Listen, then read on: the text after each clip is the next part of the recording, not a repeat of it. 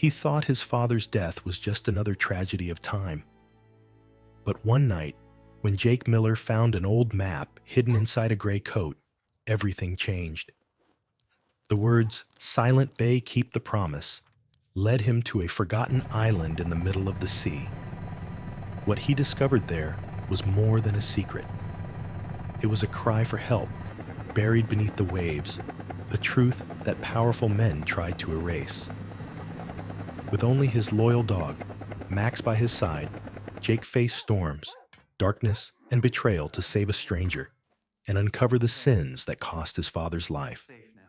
Now, 1 year later, the same island stands reborn, a place of hope and second chances. Sit back, relax, and enjoy this heartfelt story of courage, loyalty, and redemption. Before we begin, tell me where you watching from. Drop your country in the comments below and subscribe. The evening air along the coast was cool and clean. A thin mist drifted in from the harbor, and the sky held the last soft gray of twilight. Inside a small wooden house, the rooms were still, and the scent of salt and old pine lingered in every plank. Jake Miller moved through that quiet with the patience of a man who had learned to live in silence. He was 35 years old and carried the steady strength of a former soldier. His hair was kept neat and short. A thin beard outlined his jaw and showed hints of a long habit of self-control. He wore the same brown-yellow jacket he wore to work and the same blue jeans that had faded at the knees. The fabric was worn, but serviceable, and it matched his life among wrenches and steel and the slow rhythm of a laborer's day. He worked as a machine repairman at the docks of the town. He fixed broken belts and seized bearings and tired engines. He liked work that answered him plainly. A bolt would either turn or it would not. A motor would either start or remain stubborn. At the shop, the older hands called him Steady Jake because he did not waste words and did not complain. He was respectful and methodical. There was no swagger in him. A long time ago, he had learned the cost of noise and impulse. That cost had been measured far from this town on a dry and distant border, where wind carried dust and memory in equal measure. In the house now, the tools of that other life were gone. Only the habits remained. He scanned corners without thinking. He kept his back to a wall when he stopped to rest. He made lists in his head and ordered each task before he lifted a hand. Tonight the list was simple. Sort his late father's things, clean each room, close each box. He had delayed this work because grief had its own pace. The funeral had passed quietly under a pale sky. Neighbors had clasped his shoulder and spoken soft goodbyes. After that, he had returned to the dock and to tasks that did not ask how he felt. But the house still waited. Dust gathered on the books his father had loved. The old radio on the shelf held the silence of years. The coat rack by the door leaned under a row of jackets that no one would claim. Jake set a cardboard box on the dining table and began with the bookcase. The volume smelled of paper and time, architecture and old travel guides, and a manual for building with stone. He brushed each cover with a dry cloth and stacked them with neat edges. He paused on a page where his father had penciled a measure and a note. The handwriting was precise and narrow. Jake felt a pull in his chest and then set the book down. In the kitchen, he wiped the counter and swept the floor. He gathered bowls and cups into a crate. He kept moving because motion kept sorrow from turning rigid. Then he stood in the bedroom doorway and looked at the chair by the window. On that chair, his father had slept during long nights when aches in the legs would not allow a bed.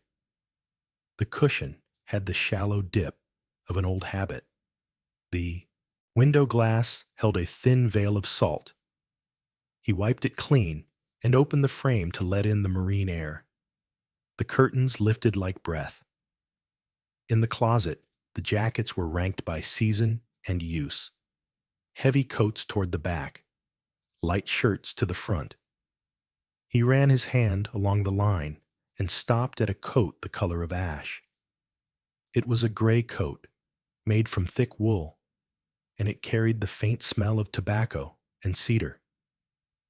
He remembered his father in that coat during winter walks along the pier. A tall figure with careful steps. A man who listened more than he spoke. His father had been a builder by temperament, if not by trade. He had repaired porches for neighbors and patched roofs after storms. He had not been a man of easy affection, yet his hands had been sure when they set a plank or lifted a beam for a widow who could not pay. Jake pulled the coat from the hanger and felt the weight of the fabric. The lining was smooth and cool against his fingers. He laid it across the bed and pressed along the seams to judge whether moths had found it. As he did, his thumb brushed a stiff ridge inside the left breast. He paused. He pressed again and felt paper. He slid his hand into the inner pocket and touched a folded sheet with the gloss of age. The breath moved in his chest more slowly now. He drew the paper out and held it under the lamp on the bedside table. A small map revealed itself with creases like riverbeds and edges browned by time. Lines of shoreline and a suggestion of a bay curled into the shape of a sheltered harbor. The drawing was not formal. It was the kind of map a careful mind makes when it wants to keep a place alive. Near the center, a name appeared in faint pencil. The words were small and steady. Silent Bay. Beneath the name was another line, written in the same hand. Keep the promise. He stared at the words until the room around him thinned and only the page remained. He did not speak. He had no need to. The words were already inside him and had woken something that had been waiting. He unfolded the map the rest of the way and set it flat upon the bedspread. The paper smelled faintly of linen and old salt. At one corner, a little compass had been sketched with a steady hand. He studied it and then found his gaze returning again and again to the two lines of writing. Silent Bay. Keep the promise. Memory moved through him like a tide. He saw his father standing at the sink on early mornings. He saw the man pause now and then, with a far look that suggested distance even when he was only across the room. There had been nights when Jake had come home late from the shop and seen a light under the bedroom door while the clock insisted it was near dawn. He had not asked. Some things belonged to a private shore where only one set of feet should walk. Now he held the shore in his hands. He searched his mind for the phrase and found nothing certain. Perhaps a scrap of a story once told at a kitchen table. Perhaps a name heard in a half-sleep between the call of gulls and the hum of the refrigerator. He felt the old training steady his thoughts. Observe, confirm, act. Yet under that discipline his heart made its own slow case. The words on the paper did not read like idle memory. They read like duty. They read like a message left in trust. He folded the map along its existing seams and carried it to the kitchen table where the cardboard boxes waited. He set the paper down and placed his palm upon it as if it might drift away in a draft he could not feel. He sat. The chair creaked in the quiet. Outside the window, the mist thinned, and he could see the faint lamp of a buoy marking the harbor mouth. The town held to its nightly rhythm. A truck shifted gears on the hill. A dog barked once and stopped. A bellbuoy rang and fell silent. He looked at his jacket sleeve and the stain of grease near the cuff. He looked at his hands and the small scars a wrench leaves over the years. He had thought himself settled. He had thought his life had found its final channel. But the words on the map did not allow rest. He drew a deep breath and let it out. The breath felt like the first step of a long road. He opened a drawer and found a small notebook. He wrote the 2 lines just as they looked on the page. He wrote them again until the letters steadied under his pen. Silent Bay. Keep the promise. He closed the notebook and looked at the gray coat lying quiet upon the bed. He stood and carried the coat back to the closet. He did not hang it among the other clothes. He set it on the chair by the window where morning would find it. He returned to the table and lifted the map once more. The paper was thin but firm. It had survived years of being forgotten, and now it waited for him to choose. He traced the shore on the drawing with the side of his thumb. He did not add meaning that was not there. He did not argue with the past. He only accepted that the past had left a direction and a measure of intent. The night grew deeper. He closed the window and turned off the lamp in the bedroom. In the kitchen, he left the small light above the stove burning so the room would not be entirely dark when he woke. He slid the map into the inside pocket of his own jacket and felt the weight settle against his chest. It was not heavy, but it changed the balance of things. He stood in the doorway a moment longer and listened to the calm within the walls. Then he locked the door. The mist outside had thinned further, and the stars showed faint above the harbor. He looked toward the water and then toward the road that led out of town. He did not hurry the thought. He let it form in its own time. He felt grief standing beside purpose now. It did not vanish. It became part of the work. He turned back to the house and laid his jacket across the back of a chair. He would sleep. The morning would come. The map would still be there. The words would still be there. Silent Bay. Keep the promise. The afternoon sky hung low with thick gray clouds that muted the sunlight and left the ocean beneath it dull and endless. A light wind blew from the west, carrying the smell of salt and rain. The sea looked calm at first glance, but anyone who had lived long near the coast could sense the hidden power beneath its still surface. Jake Miller sat on the edge of the wooden pier that stretched from Clearwater Harbor into the open sea. His brown-yellow jacket was zipped high to his neck, and his blue jeans were marked with dust and oil stains from the day's work. Beside him sat Max, the 6-year-old German shepherd, his dark fur ruffled by the wind ears, alert eyes fixed on the horizon as if searching for something unseen. Jake held the old map in his hands, the one he had found inside his father's gray coat. The words Silent Bay Keep. The promise seemed to burn into his thoughts. For the past few nights, he had studied the map under the dim light of his desk lamp, tracing the coordinates, comparing them to marine charts borrowed from the harbor office. There was no official record of an island at those coordinates. It was as if Silent Bay did not exist. Yet the handwriting was his father's unmistakable in its precision.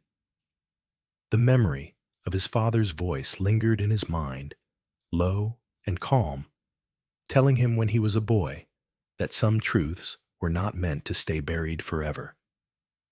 Jake's fingers tightened around the edges of the paper. He knew what the island was said to be. He had heard whispers of it long ago, back when he was still a teenager, listening to the conversations of old fishermen at the local diner. They called it the island with no sound. Some said it was cursed. Others said it was still guarded by ghosts of soldiers who never returned. At the time, he had laughed it off, but now the stories felt different. His father had worked for the government, a man of science and order. If Thomas Miller had written down that name, then the island had to be real. Jake's thoughts wandered back to the day of his father's funeral 5 years earlier. The military had sent a small honor team, a few men in uniform, who spoke little and left quickly after the ceremony. No one had explained how his father had died. The official letter had called it a heart failure during a field inspection.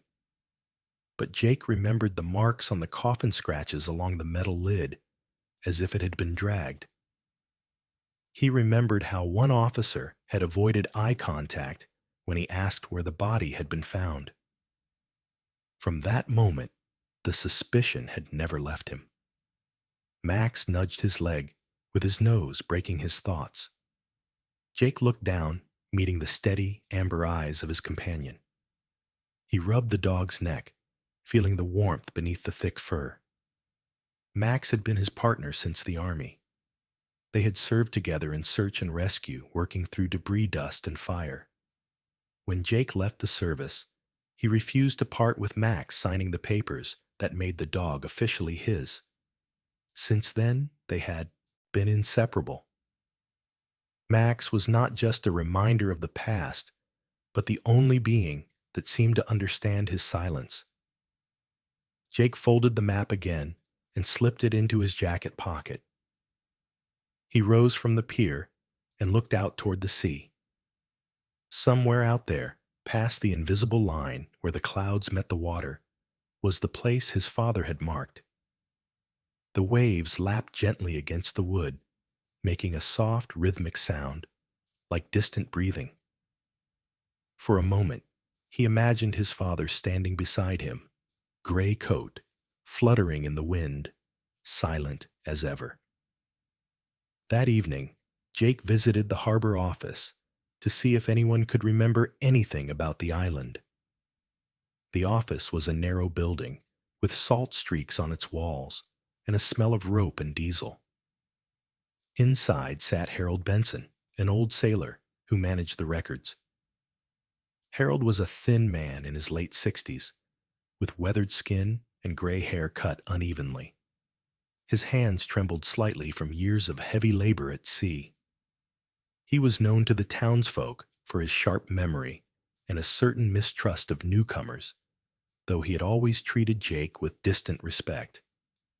Jake greeted him with a quiet nod and laid the folded map on the counter. Harold adjusted his glasses and leaned closer, squinting at the handwriting.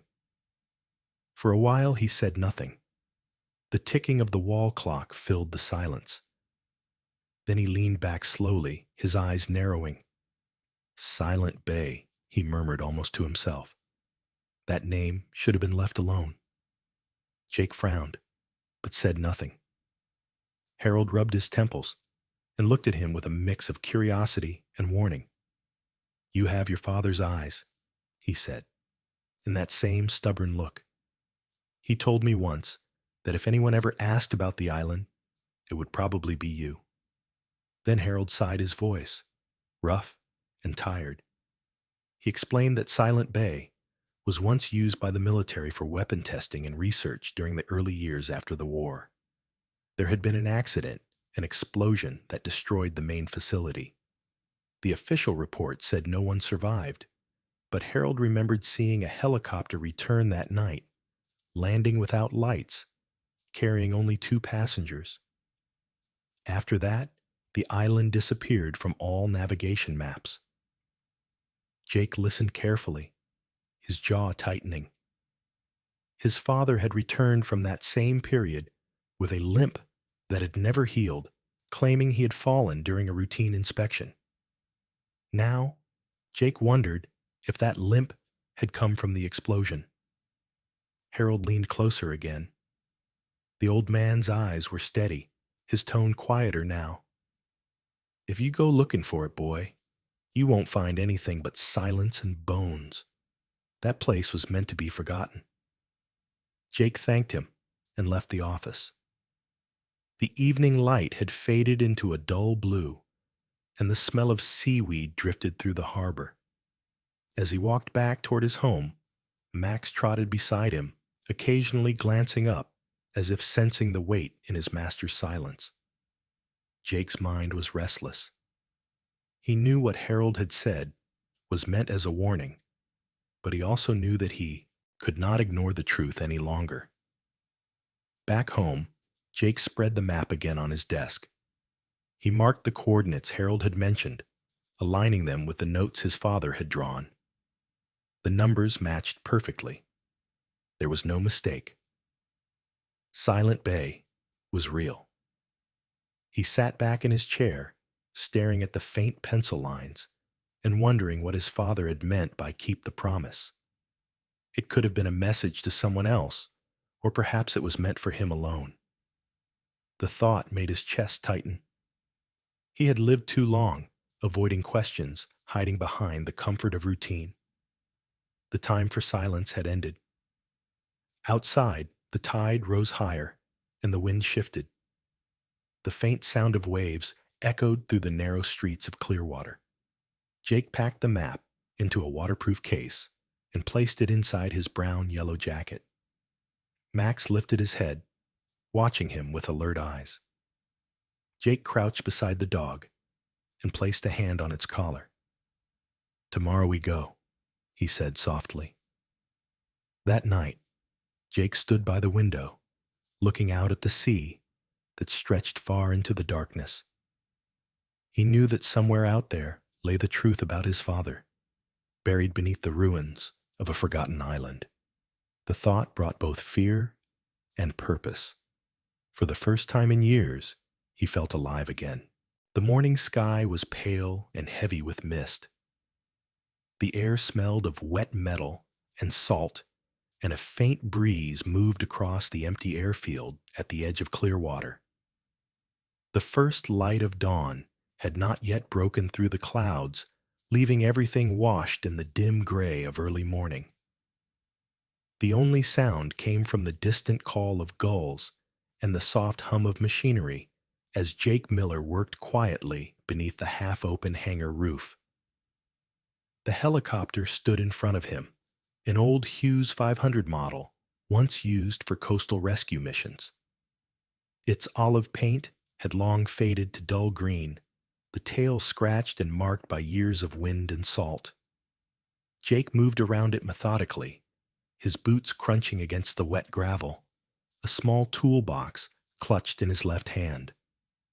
The cold air bit at his fingers, but his movements were steady. This was work, he understood, metal oil systems that obeyed rules. People were harder. He checked the fuel tank, the rotors, and the electrical lines, each motion carried out with soldier-like focus. The silence in the hangar was broken only by the metallic echo of wrenches and the faint creak of wind against the walls.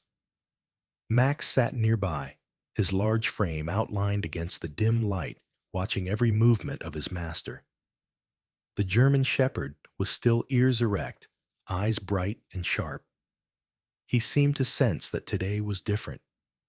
There was purpose in Jake's steps, a quiet determination that spoke of something more than another repair job. Jake paused to wipe the sweat and grease from his hands onto a rag. His reflection stared back at him from the glass of the cockpit window. Tired eyes, rough skin, and a faint trace of resolve that had not been there days before. The sleepless night had left its mark. He had dreamt of the sea, endless and cold, and of a distant voice calling his name through the fog. He did not know if it was memory or imagination, but the feeling had stayed with him long after he woke. He glanced toward Max, who shifted his paws and gave a soft whine, as if to say it was time. Jake crouched beside him, resting a hand on the dog's thick fur. "We will go find it," he said quietly, though his tone was firm, not questioning. Max pressed his head against Jake's knee, his tail moving once in silent understanding. Jake climbed into the cockpit, his movements practiced and deliberate. He ran his hand over the control panel, flipping switches, testing gauges. The old helicopter came alive with a low hum, the sound deepening into a steady thrum as the engine caught. The blades began to turn slowly, above slicing through the mist with measured rhythm. The vibration filled the air, rattling the loose bolts in the hangar walls. Before taking off, Jake sat for a moment, both hands resting on the cyclic. The seat beneath him was worn, the leather cracked from years of use. He could almost hear echoes of old missions, the radio chatter, the rush of wind through open doors, the faces of those he had once rescued. Those memories had always felt distant, but now they seemed to return, as if to remind him who he used to be. The soldier, the rescuer, the man who once believed every flight had a purpose.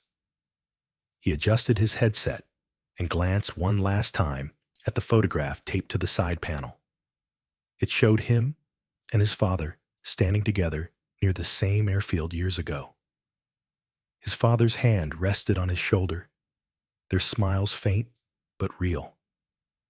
For a brief moment, the image steadied his breathing.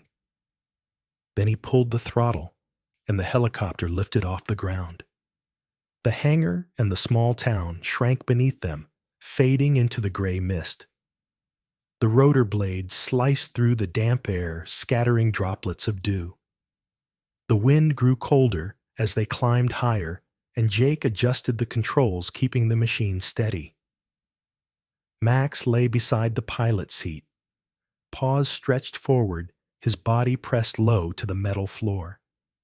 His ears twitched with every shift in the engine's tone, his instincts alert even in stillness. The ocean spread beneath them, like an endless sheet of silver calm, but heavy, its surface unbroken, except for the faint white lines of distant waves. The fog thickened as they moved farther from the shore, swallowing the horizon until sea and sky became one. Jake's eyes stayed on the instruments, reading the altitude and direction with precision. He had plotted the coordinates carefully, each one taken from the map his father had left. The numbers were etched in his mind now, as if memorized by heart. Inside the cockpit, the rhythmic pulse of the rotors filled the silence. Jake found it oddly comforting.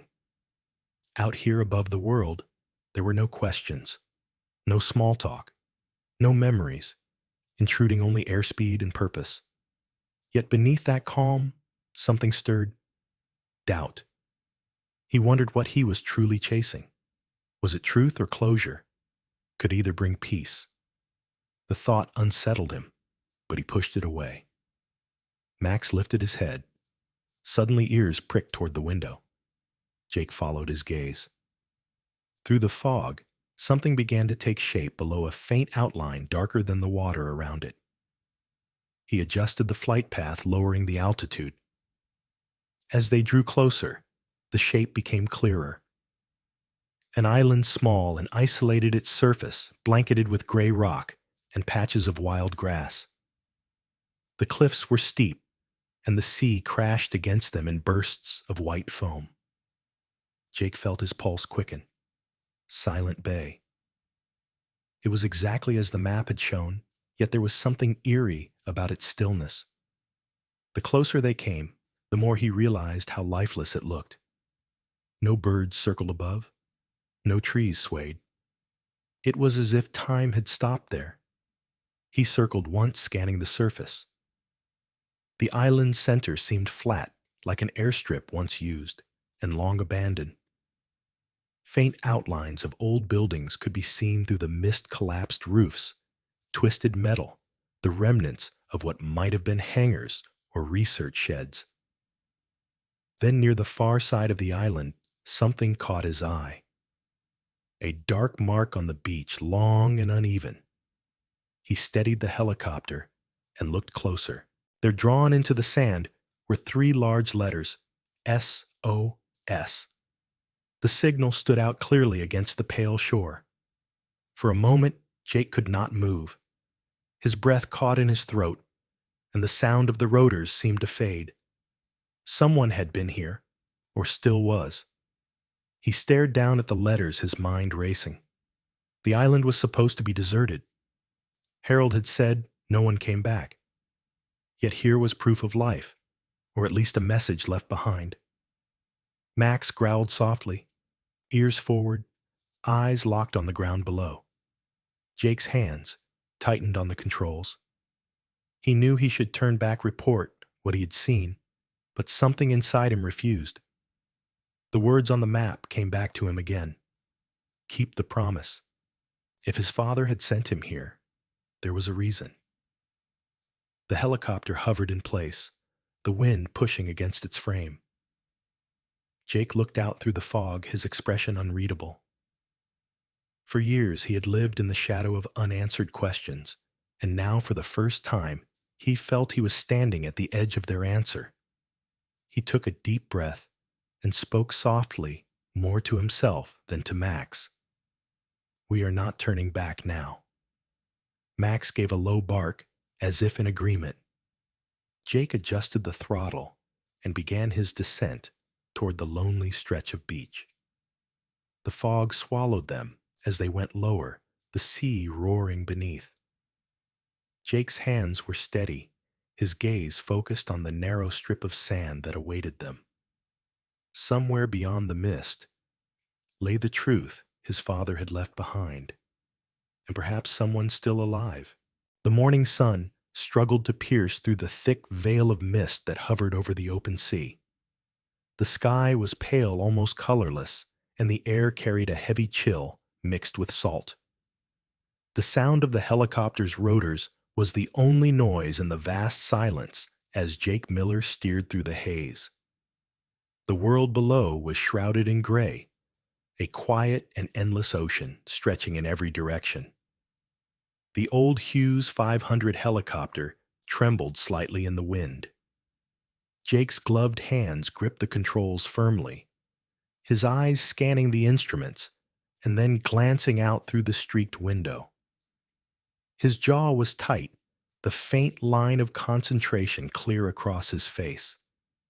His brown-yellow jacket was zipped to his chin, and his dark hair clung slightly to his forehead, with moisture from the humid air.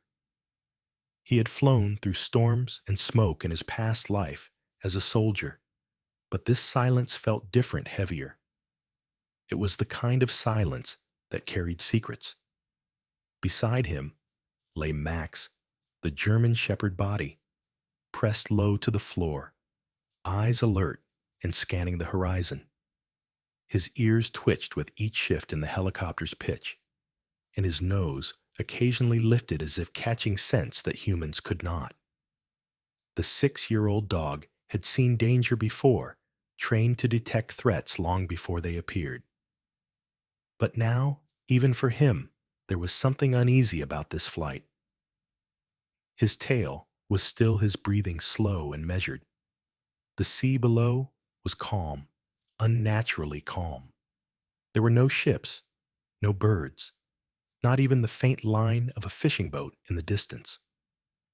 Jake glanced at the coordinates on his small map display, comparing them to the hand-drawn chart his father had left.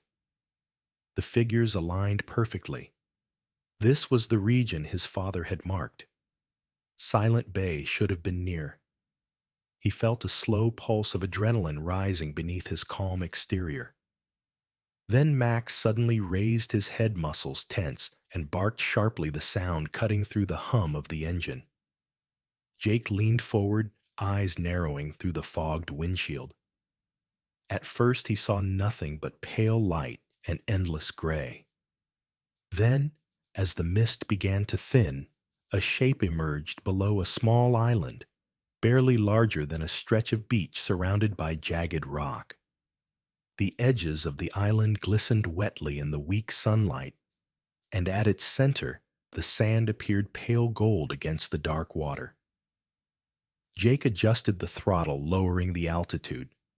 The wind shifted violently as he descended, tossing the helicopter slightly. He steadied it with both hands, jaw set. The closer they came, the clearer the details grew. The beach was wide and curved, its edges marked with driftwood and seaweed tangled like ribbons. And there near the middle of the sand, he saw it a signal. 3 large letters stretched across the ground, dark and uneven, SOS. They were formed not from scratches, but from pieces of black stone and broken wood arranged with deliberate care. The contrast against the pale sand made them stand out like a wound against skin. Jake's heart quickened. He circled once, scanning the area. No smoke, no fire, no movement, just the signal, lonely and precise, surrounded by silence. He pressed the radio switch, but received only static. Whatever had sent that message had been left without response. He hesitated only for a moment. The weight of instinct and duty pushed against his doubt. He began his descent. The wind grew harsher near the surface, whipping the helicopter's frame. Fine grains of sand rose in swirling spirals as the skids touched down. The blades above roared, scattering the fog like torn fabric. As soon as the engine slowed, Max jumped down from the open door, landing in the sand with practiced agility. His paws sank slightly into the wet surface, his nose twitching as he sniffed the air. He barked again, loud and sharp, his voice echoing across the empty island. But there was no reply, no footsteps, no sound, only the rush of wind and the endless breath of the sea. Jake stepped out, next his boots, sinking into the soft sand. The air was colder here, sharper, as though it had been trapped in stillness for years. He scanned the surroundings, nothing but dunes, broken wood, and a few scattered rocks. The ocean stretched wide on all sides, glittering faintly beneath the weak sunlight. It was both beautiful and desolate. He approached the signal, the letters rising taller as he came closer. The stones were dark, volcanic rock, rough to the touch, while the wooden pieces were gray and splintered, likely from an old boat. Someone had taken time to build this. It was not random, and it was not old. The edges were still sharp, the wood not yet washed smooth by the tide. Whoever made this message had done so recently. Jake's pulse grew stronger. He knelt beside one of the stones, pressing his hand against it. It was cold, but not from the sea. It felt like something that had not yet lost the warmth of human touch. His thoughts spiraled. How long ago had someone stood here arranging these pieces, staring out at the same endless horizon, waiting for rescue that never came? Max sniffed along the perimeter, his tail stiff, his body tense. He stopped near a cluster of rocks, ears pricked forward. Jake followed his gaze but saw only tangled driftwood and the hollowed remains of a small wooden crate half buried in sand. He walked closer, crouched and brushed the sand aside. The crate was stamped faintly with faded letters, property of Silent Operations Division. Jake froze. The words echoed in his mind. Silent Operations. His father's classified department from decades ago. He had seen those same markings on old blueprints stored in the attic. He felt his throat tighten. This was no coincidence. This island was not just an abandoned research base. It was connected directly to his father's past. He rose slowly, scanning the area again. Max whined softly beside him, his amber eyes turning toward the inland ridge beyond the beach. Jake followed his line of sight. The terrain rose gently toward a patch of dark vegetation low, shrubs and twisted trees bent by years of wind. Between them, faintly visible through the mist, was something metallic reflecting light. Jake's instincts sharpened. He reached down to pat Max's shoulder. "Stay close," he said, voice steady but low. Max's tail flicked once, and he followed obediently as they moved inland. The sand turned firmer underfoot, giving way to patches of gravel and broken shell. The air grew quieter the farther they went, until even the sound of the ocean faded to a dull murmur. When they reached the metallic object, Jake stopped. It was the remains of a tower, its base half collapsed, the metal rusted and scarred by salt. He ran his hand along one of the beams. The paint, though faded, still bore traces of military insignia. The structure had once been part of something larger, perhaps a communication outpost. His chest tightened with a mix of awe and unease. He turned to Max, who was sniffing the ground again, circling near a pile of debris. The dog's tail stiffened, and he barked once sharply. Jake crouched beside him. Beneath the debris lay a tattered fabric, almost buried under wet leaves. He pulled it free and shook off the sand. It was an old jacket torn at the shoulder, the fabric faded, but still recognizable, a military design. Inside the collar, barely visible, was a stitched label that read, T. Miller. Jake stared at it for a long moment, the cold wind biting at his face. His breath slowed, his heartbeat thudding deep in his chest. His father had been here. He gripped the jacket tightly, unable to speak. Max pressed close to his leg, sensing his master's silent turmoil. Jake looked out toward the horizon, where the fog was beginning to thin and the sunlight touched the waves. Somewhere his father had stood on this same beach. Somewhere on this island lay the truth that had driven him to leave that message. Jake folded the jacket carefully and placed it inside his pack. Then he looked down at Max, whose ears twitched as if hearing something distant. "We are staying," he said quietly, "until we find out what happened." The wind rose again, sweeping across the sand, carrying with it the faint sound of waves, and perhaps something else, a whisper too soft to name. Jake turned toward the ruins ahead, his eyes steady. He had come too far to turn back now. The morning light was dim and silvery, spreading weakly through the fog that still hung over the island. The air was thick with moisture and the faint smell of salt and metal. The sound of the sea came from far behind, dull and rhythmic blending with the low groan of wind moving through the ruins. Jake Miller walked carefully across the cracked ground, his boots crunching against rusted debris. His brown-yellow jacket was streaked with dust, and sweat clung to his temples, though the air was cool. Max moved ahead of him, Paws, silent nose, close to the ground, his body tense and focused. The ruins stretched before them like the skeleton of a forgotten city. Twisted beams of steel jutted from the earth at sharp angles, half buried under vines and broken concrete. The walls that remained were blackened as if burned long ago, and graffiti-like marks from old experiments stained the surfaces. The smell of rust mixed with something older, something faintly chemical. It was the scent of places that should have been left alone. Jake's eyes scanned every shadow, his mind calculating paths of entry and exit, a habit born from his years in the military.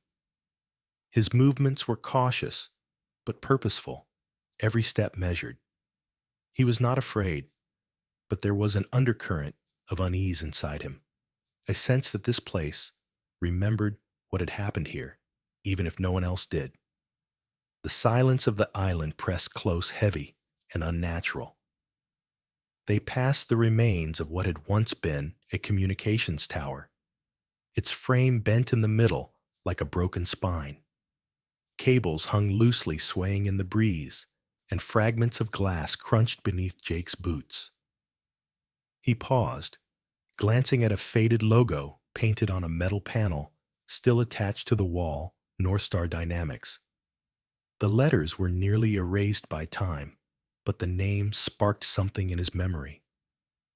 He had heard it before, whispered during late-night conversations among soldiers who spoke of secret projects and accidents no one was supposed to mention. Max suddenly stopped. His body stiffened, ears forward, nose twitching rapidly. He let out a low growl. Jake froze, his instincts flaring. He crouched slightly, hand near his utility knife, and followed Max's gaze. Ahead, near what appeared to be the remnants of an underground entrance, part of the ground had collapsed inward, revealing a rectangular hatch covered in rotting wood. Jake approached slowly, eyes alert. The hatch was half buried under debris, its metal frame rusted and fused with sand. Max began barking sharply, circling the spot, his voice echoing through the ruins. Jake dropped to his knees, brushing away layers of dirt and plank splinters. Beneath the wood was a steel door, its handle corroded but still intact. The faint scent of smoke drifted from the cracks, mixed with something else, old air, stale and damp. He gripped the handle and pulled hard. The metal screeched, but did not move. He tried again, using his knife as leverage, pushing his weight into it. The rust gave way with a loud crack, and the door lifted slightly. A gust of foul air rushed out, heavy with decay and dust. Jake coughed, waving it away, then leaned closer, flashlight in hand. The beam cut through the darkness below, revealing a narrow staircase leading underground. Max barked again, tail low, his eyes fixed on the darkness. Jake adjusted his grip on the light and descended slowly, one step at a time, the metal stairs groaning beneath him. The air grew colder as he went down. At the bottom was a small corridor lined with pipes, the floor slick with moisture. The walls were marked with old hazard signs, peeling away from age. At the end of the corridor, Jake saw a door that was slightly ajar. He pushed it open and entered a dimly lit chamber. The space was small, cluttered with rusted equipment, overturned chairs, and broken monitors. But in the far corner, half covered by a blanket, was a figure lying still on the floor. Jake froze. His heart thudded in his chest. He moved closer, cautious, keeping his flashlight steady. It was a woman. Her clothes were dirty and torn, a once white shirt, stained with dust and ash. Her skin was pale, almost gray, and her dark hair clung to her forehead in damp strands. She looked thin, exhausted, her face marked by bruises and cuts. Jake knelt beside her, checking for a pulse. It was faint but steady. Relief flooded him, though his expression stayed calm. He pulled a canteen from his belt and poured a small amount of water onto her lips. She stirred slightly, her eyelids fluttering open. Her eyes were green sharp, even through weakness, and for a brief moment they focused on him with confusion and fear. He spoke softly. "You are safe. I found you here." She blinked, breathing unevenly, her voice a whisper. "Who are you?" Jake replied simply. "My name is Jake Miller. I came looking for answers." The woman tried to sit up, but winced in pain. Her movements were slow and shaky. Jake steadied her with one arm, helping her lean against the wall. Max approached quietly, sniffing her hand, then sat beside Jake, his tail brushing the ground. The woman looked at the dog, then at Jake, disbelief flickering in her tired eyes. "You are not with them, are you?" Jake frowned slightly. "With who?" She hesitated, her gaze distant as if weighing whether to trust him. Her voice trembled when she spoke again. "North Star Dynamics. They left me here." The name hit Jake like a cold blade. He stared at her, the words sinking deep. He had seen that logo above the ruins, seen the mark of the company his father might have worked for. He studied her closely now. She looked to be in her early 30s, with delicate features that were hardened by exhaustion. The bones of her face showed through her skin, and her hands were rough from labor. There was intelligence in her eyes, the kind that comes from long years of work and loss. She carried herself like someone who had once believed in something and had it shattered. He asked carefully, "What happened here?" Her name was Sarah Green, a systems engineer from North Star Dynamics. Her voice was fragile but steady as she spoke, words coming slowly as if pulled from memory. She and a team of scientists had been stationed on the island for a classified project known as Silent Bay Initiative. It was supposed to be an energy research program developing oceanic generators, but after months they realized the machines were dumping toxic compounds into the water.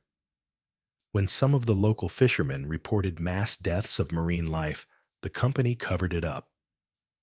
Then one day, there was an explosion in the main facility.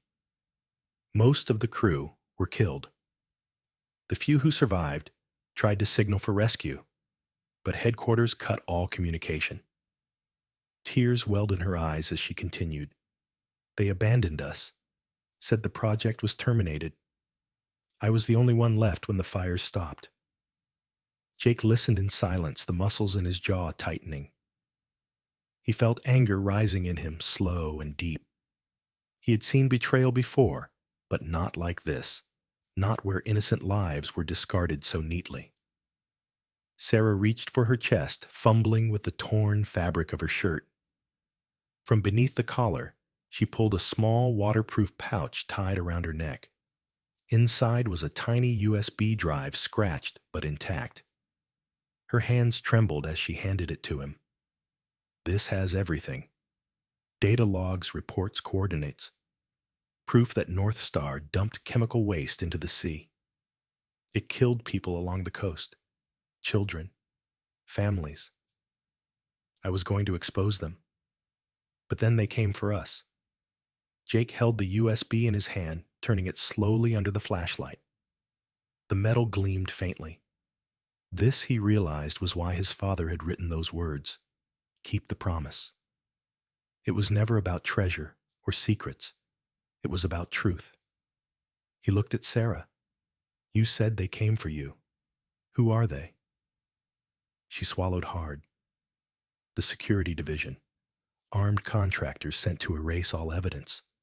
They left when they thought the island was clear. I hid here under the hatch for weeks. I thought no one would ever come. Jake nodded slowly. His thoughts ran fast but precise.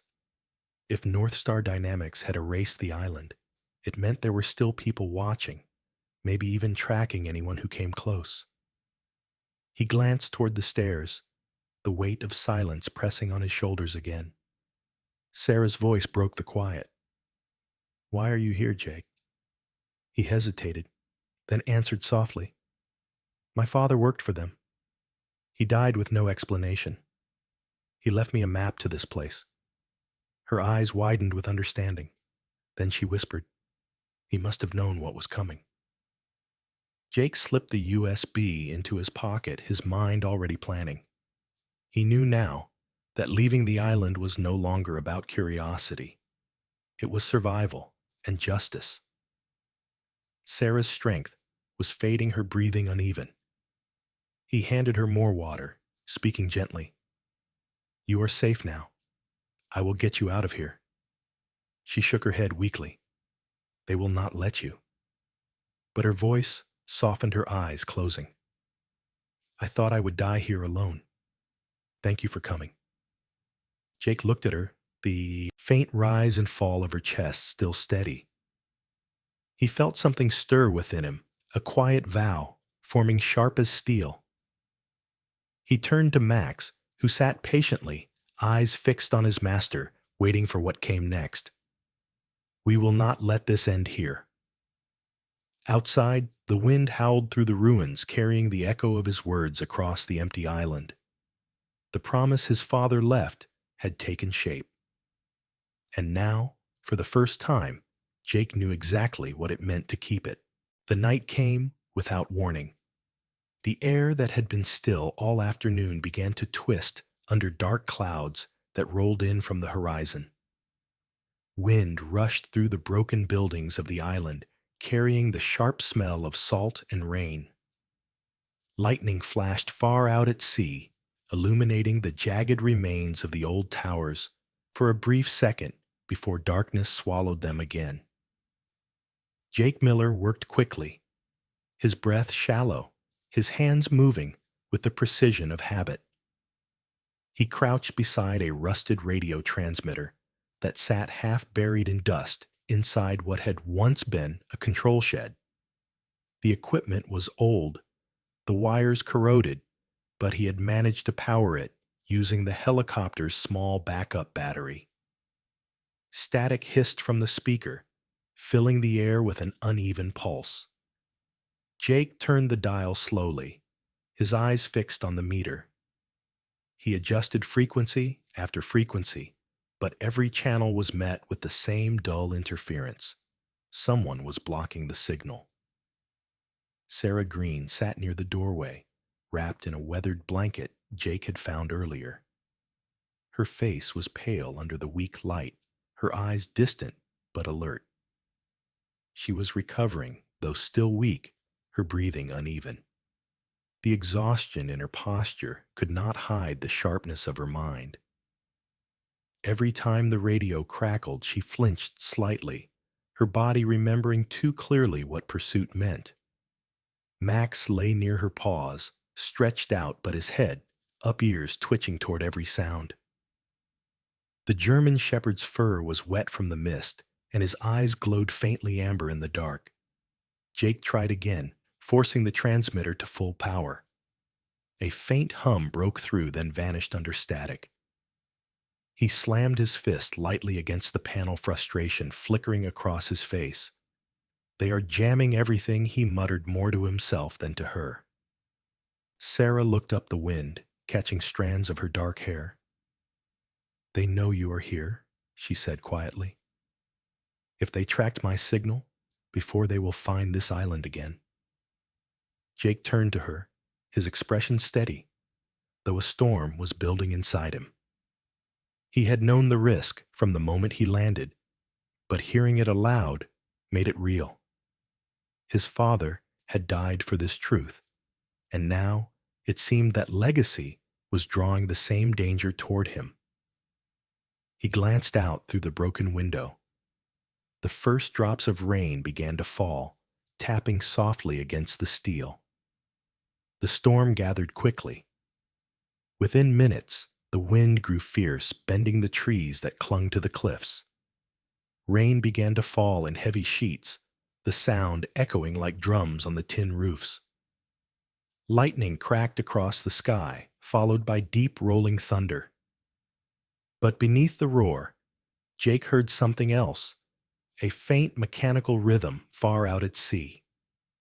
It grew louder, the unmistakable sound of engines cutting through waves.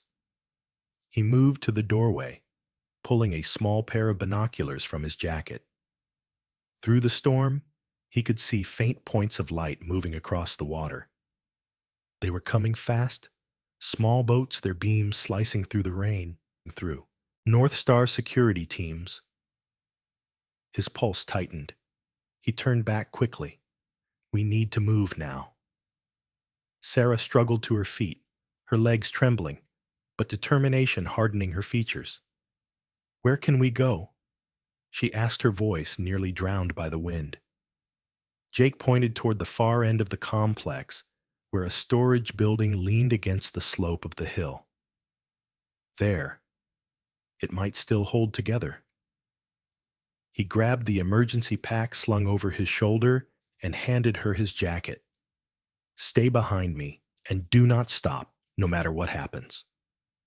They moved out into the rain, the cold cutting like glass.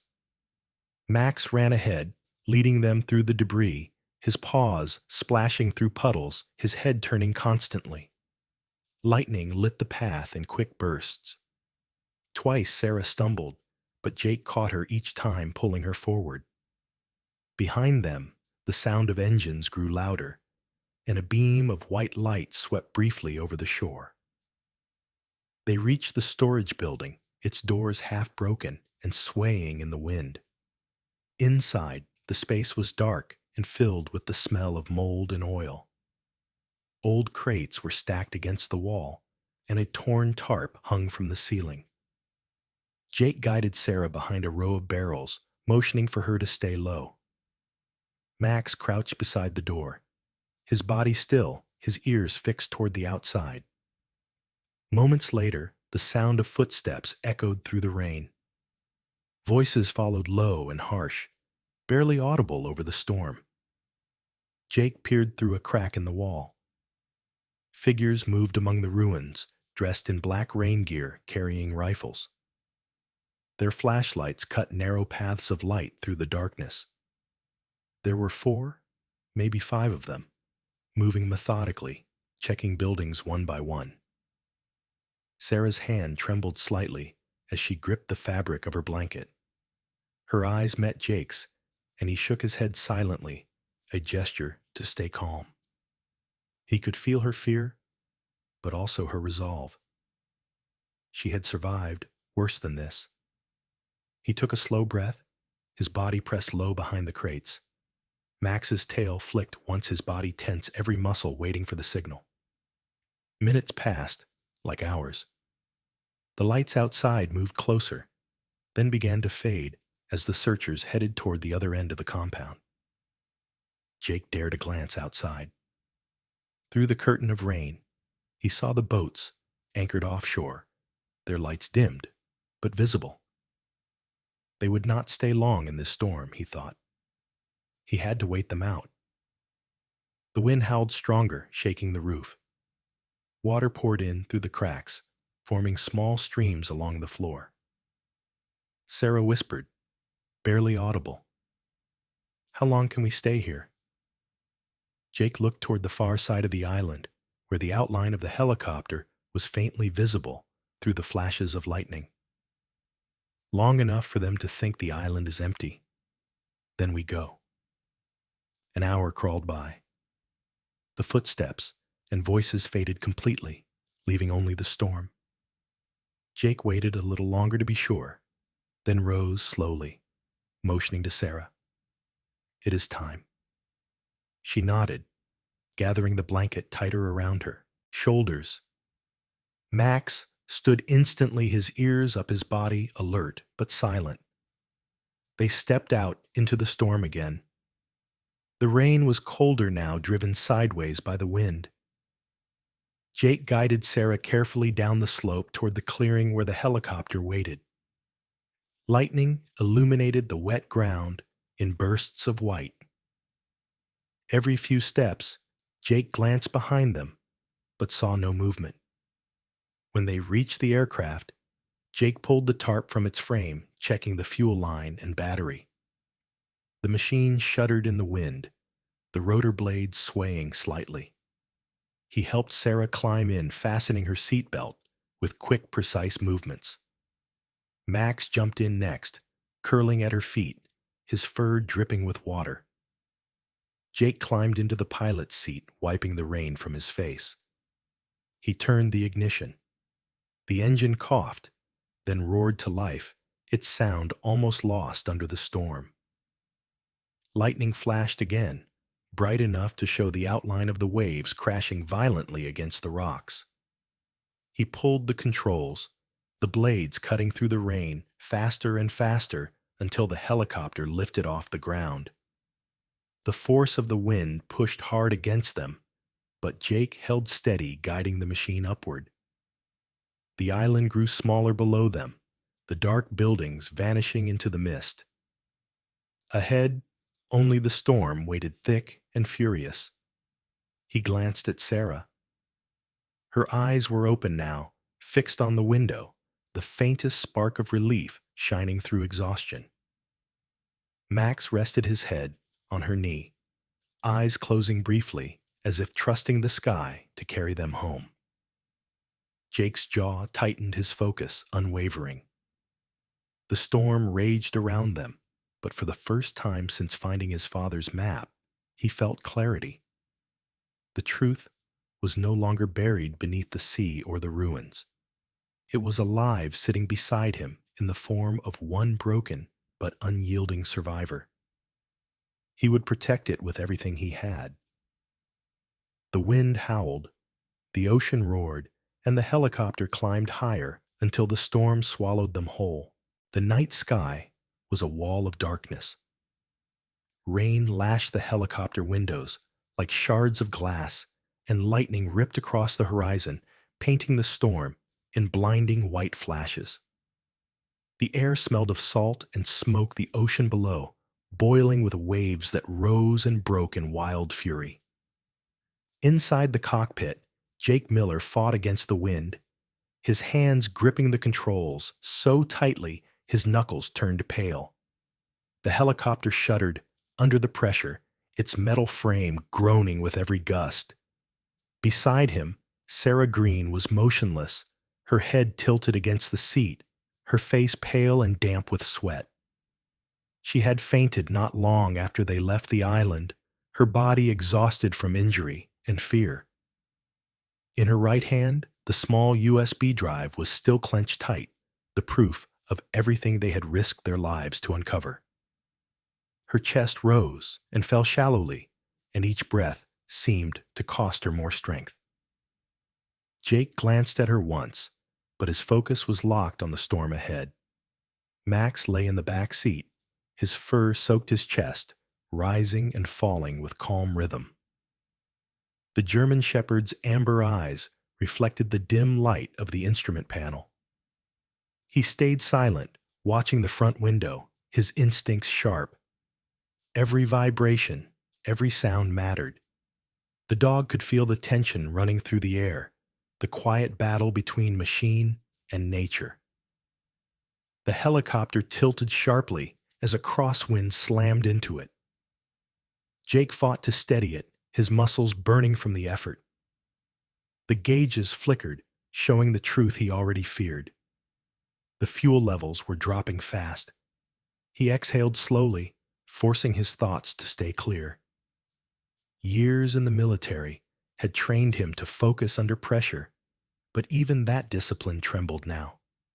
The storm was too strong, and the sea below left no chance for error. He adjusted the altitude, lowering the aircraft, slightly hoping to escape the worst of the turbulence. The blades cut through rain and fog, the sound deafening. His heart pounded against his ribs, not from fear, but from the relentless concentration it took to keep them airborne. He felt every shiver of the controls, like a pulse through his hands. Lightning struck nearby, turning the sky white for an instant. Jake's eyes caught a glimpse of the waves below, huge and chaotic, their peaks gleaming like molten glass. For a moment, he imagined his father's face, the same determined calm, the same burden of choice. He thought of how many times the old man must have made impossible decisions alone, and the understanding hit him like the rain outside. This was what it meant to keep the promise. The helicopter jerked again as another gust hit. Sarah stirred slightly, a soft groan escaping her lips, but she did not wake. Jake leaned closer, shouting over the storm. "Hold on. We are almost there." His voice was steady, but deep inside, he knew they were running out of time. The needle on the fuel gauge had fallen dangerously low.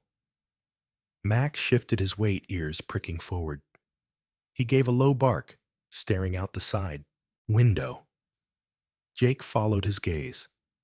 Through the curtain of rain and lightning, a faint beam of light appeared in the distance, cutting across the storm like a thread of hope. It was dim and unsteady, but unmistakable. A lighthouse. Jake's breath caught. Somewhere ahead, along the rocky coast, stood a forgotten beacon, its light barely alive, but still reaching through the dark. He gritted his teeth, pulling the controls to adjust their course. "Hang in there. We are not done yet." The wind fought them every inch of the way. The helicopter groaned louder, the engine's pitch rising in protest. Jake's vision blurred slightly from fatigue. He blinked hard, forcing himself to focus. Drops of sweat mixed with rainwater trickled down his face. His forearms ached, his shoulders stiff, but he refused to ease his grip. The light of the lighthouse grew stronger now, appearing and vanishing between sheets of rain. He could make out the outline of the cliffs jagged and black against the sea. The waves smashed against them, sending up sprays of white foam. There was no flat ground, only sharp rock slick with water. But if he could get close enough, maybe there was a stretch of shore behind it. He had no choice. The helicopter dipped lower engines sputtering. A warning alarm flashed red on the control panel. Fuel critical. Jake ignored it, jaw set, his focus narrowing to a single goal. The wind screamed around them, the rotor blades cutting the air in desperate rhythm. He guided the helicopter forward, fighting gravity itself. Sarah's head fell to one side, her hair clinging to her face. Her skin looked ghostly under the flickering light. The USB still rested in her hand, as if her body refused to let go, even in unconsciousness. Jake's chest tightened. Everything depended on that small piece of metal on her palm, the evidence of truth that had cost so many lives. Max stood now, bracing his paws against the seat, his body tense. His eyes fixed on the light ahead, the only thing that cut through the darkness. The dog seemed to know that they were nearing the edge between life and loss. The cliff came into view fast. Jake lowered the helicopter, skimming the surface of the ocean. The spray of waves hit the glass, blurring his vision. He searched for an opening, a gap, anything solid enough to land. Then he saw it, a narrow stretch of wet stone behind the lighthouse, barely wide enough for the landing skids. He took a deep breath and began the descent. The storm howled louder, as if trying to pull them back. The helicopter bucked under the wind, but Jake's hands never wavered. Every sense was tuned to the rhythm of the engine and the movement of the air. The moment the skids touched rock, the entire frame jolted violently. He powered down the rotor as fast as he dared, the sound of the blades slowing, drowned by the rain hammering on the fuselage. For a few seconds, he could not move. His body shook from exhaustion, his heart pounding so hard it hurt. Then he unfastened his harness and turned to check on Sarah. She was still breathing, though shallowly. He reached out, brushing a strand of hair from her face. "You made it," he whispered, barely audible. Max jumped down first, Paws, splashing in the shallow puddles on the stone. The dog looked around, ears twitching, the storm still raging above. Jake climbed out next his boots, slipping on the slick surface. He steadied himself on the frame of the helicopter, drawing in a long breath of cold sea air. The rain stung his face, but he welcomed it. It meant they were alive. He looked out toward the sea, where darkness met lightning, and then back toward the lighthouse. Its beam turned slowly across the water, a lonely light still doing its duty after years of neglect. Jake felt something heavy lift from his chest, replaced by quiet relief and gratitude. Behind him, Sarah shifted weakly, her voice faint but clear. "Are we safe?" Jake turned his face, softening. For now. He knelt beside her, tightening her blanket, and glanced at Max, who sat close, his fur plastered to his body, but his gaze steady. "Good boy." Jake murmured, his hand resting briefly on the dog's head. Max wagged his tail, once the gesture small but full of life. Jake looked again, toward the sea, the memory of his father's words echoing in his mind. Promises were not meant to be easy. They were meant to be kept, no matter the cost. And tonight, he had kept one. The morning sun rose slowly over the ocean, spilling soft light across the waves. The air was cool and clear, touched with the faint scent of salt and seaweed. The island that once stood silent and broken now breathed with life. The storm had passed, leaving behind calm waters and a pale blue sky that stretched endlessly above. Jake Miller stood at the edge of the beach, his boots pressing into damp sand. The same beach where he had once seen the desperate letters SOS written in stone now shimmered with a thin layer of green grass and wildflowers. It had been 1 year since that night. 1 year since the storm, the chase, and the promise fulfilled.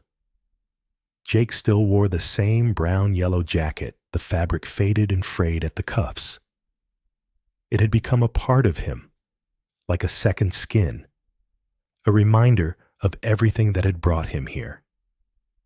His hair had grown a little longer, streaked faintly with silver, though his face still held that quiet determination, the kind forged by years of battle, both in war and within himself. His blue eyes reflected the same calm strength as the sea before him. Beside him, Max trotted happily along the sand, his fur glistening under the morning light. The German shepherd was older now, but still powerful and graceful, every movement full of purpose. His ears stood tall, and his eyes sharp, amber, and kind. There was a wisdom in his gaze born from the same trials his master had endured. He paused now and then, sniffing the airtail swaying lazily, before returning to Jake's side. The world around them had changed. Silent Bay, once feared and forgotten, had been reborn. The wrecked buildings were replaced by new structures painted in white and blue, their walls adorned with emblems of the K-9 Rescue and Marine Rehabilitation Center. What was once a graveyard of secrecy had become a sanctuary for healing. Teams of young volunteers in bright vests worked near the docks, tending to boats that carried rescued seals and seabirds. Their laughter mingled with the cries of gulls circling above. Jake watched them from afar, a quiet smile tugging at his lips. It felt strange to see life return to this place where death and silence had ruled for so long. Yet in that strangeness, there was peace. A voice called behind him, soft and steady. "You always come here early, Jake." He turned to see Sarah Green walking along the path from the main building. Her figure was thinner than before, but stronger, her steps sure. She wore a light gray sweater, her dark hair tied loosely at the back, and her skin carried a healthy glow touched by sunlight. There was something changed in her eyes, too, no longer haunted, but alive, clear, with purpose. Jake nodded in greeting. "Habit," he said simply. "Some places are easier to understand at dawn." Sarah stopped beside him, her gaze following his toward the ocean. She smiled faintly. "The sea looks different now," Jake answered quietly. "Because it is alive again." They stood together in silence for a while, the wind weaving through the tall grass. Sarah folded her arms, her voice gentle when she spoke again. "The investigation is over. North Star Dynamics is finished. Every name, every document, every secret from that USB is public now. The families who lost everything, they finally have answers." Jake listened, his expression unreadable, though a quiet satisfaction flickered behind his eyes. Sarah continued.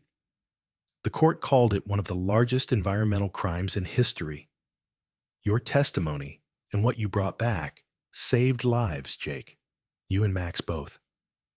Jake looked down at Max, who sat beside him, tail brushing the sand. The dog gazed up at him, as if understanding every word. Jake knelt, running a hand along Max's fur, feeling the warmth beneath his fingers. He smiled faintly. He did most of the work. Sarah laughed softly, the sound bright and real. For a moment, the heaviness of the past seemed to lift completely. She turned to him again, her tone softer. You could stay, you know. The center always needs people like you. Jake shook his head slowly. I think I already stayed long enough, but I will come back. She nodded, knowing better than to press. They had both found something here, though. For Jake, it was not a place to remain, but one to remember. As Sarah walked back toward the buildings, Jake's gaze followed her until she disappeared behind the white fences. Then he turned once more toward the sea. The horizon glowed gold now, waves catching the light like sheets of glass. Max moved closer, pressing his body lightly against Jake's leg. Jake placed his hand on the dog's head, his voice low and thoughtful. That word on the sand had saved one life and awakened the faith in many. The wind carried his words away, soft as breath. Max lifted his head ears, twitching at the sound of the waves. The dog's tail moved gently, brushing against Jake's boot. Jake breathed in deeply, the air filled with salt and sunlight. His thoughts drifted back to the past year, the long nights of recovery, the months of testimony, the endless noise of cameras and questions. Through it all, he had stayed quiet, grounded not in fame, but in the simple truth that what mattered had been done. Justice was not loud, it was steady, like the tide returning again and again until it reshaped the shore. He looked down at his jacket, the same one he had worn through the war and every trial since. It bore stains and tears from both battlefields and storms, yet it remained whole, much like the man who wore it. Behind him, the call of seagulls echoed across the beach. Somewhere in the distance, a group of children from the new center ran along the dunes, their laughter carried by the wind. Max perked up watching them, his tail wagging faster. Jake smiled. Go on then. The German shepherd barked once and sprinted forward, splashing through shallow pools of water. The children stopped and knelt down, calling to him with delight. Max circled them happily, letting them pat his fur, his joy infectious. Jake watched the scene, his chest tightening with a mix of pride and peace. The world felt lighter in that moment. The island that had once been defined by despair now pulsed with life again. He turned back toward the ocean, standing tall against the morning light. The sun rose higher, spilling gold over the water, the reflection dancing across his face. He whispered, almost to himself, every ending is just another beginning. Max barked in the distance, as if in agreement. The waves rolled in gentle and constant. The sky opened wide, a canvas of soft blue, and the day began. As the sun climbed higher above the calm horizon, the island shimmered like a promise kept. Silent Bay, once a place of sorrow, had become a symbol of what people could rebuild when hope refused to die. Jake Miller and Max were no longer just survivors. They were reminders that faith, courage, and compassion could change the course of even the darkest story. The sea that once carried secrets now reflected light across the sky, and the laughter of children echoed where fear once lived. Sarah often said that miracles did not always come as thunder or fire. Sometimes they arrived quietly, in the form of a man who would not give up, and a loyal dog who refused to leave his side. Every scar, every trial, every storm had led them here to this morning filled with peace. Life is never without struggle, but within every hardship there lies the seed of renewal. The story of Silent Bay was no longer about pain, but about the strength to rebuild, about how truth can heal, and how love and loyalty can redeem even the past. Jake looked toward the endless ocean, knowing that somewhere out there others still search for their own light, their own second chance. And for you who listen to this story, Remember that miracles still happen. They live in acts of kindness, in forgiveness, in courage that rises when all seems lost. Wherever you are tonight, may this story remind you that faith can move through the smallest moments of your life, just as it did for Jake and Max on this shore. Take a moment to share this story if it touched your heart. Leave your thoughts below. Let others feel the hope you found here. Subscribe to join more journeys of courage and compassion. And may the Lord bless you, guide you, and fill your days with peace and light.